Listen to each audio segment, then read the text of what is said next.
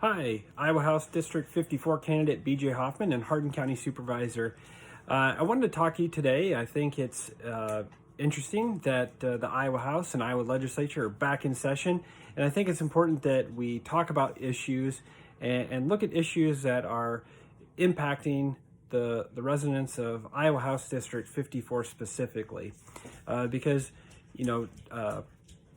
With the new census maps and looking at population growth and decline in areas, I think it's important that your representative understands the issues in your backyard. So one of the issues I wanted to talk to everybody today about was looking at how we reduce taxation on Iowans. And one of the things that is going to likely be an issue coming up is the ability to change the state income tax and find that sweet spot where we've overtaxed Iowans for almost 6 years now. Looks like the Revenue Estimating Conference would say that our buckets are very full. We've been very wise about how we've spent money, and even during a pandemic, economists like Ernie Goss would tell you that we recovered as a state one of the quickest or the quickest in the country.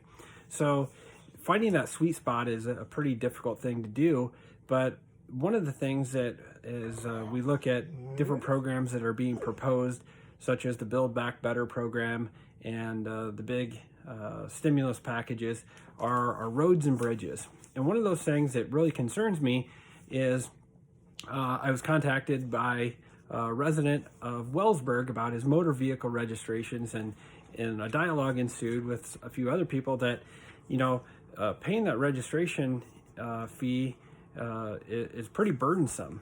And it's amazing how a lot of times if you don't look at the registration, it's just I'm going to go do this, I'm going to pay the registration, and it's going to be okay. But what we really look at, talking with my county engineer, is road fuel tax.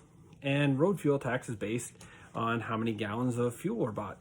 So as people decide to venture out into the electric vehicle market and decide whether electrical vehicle is appropriate and accommodates their livelihood and lifestyle, it can be kind of troubling from a financial and fiscal standpoint, because if we transition this, how are we going to keep up the road fuel tax revenue if you aren't buying as much gasoline and diesel?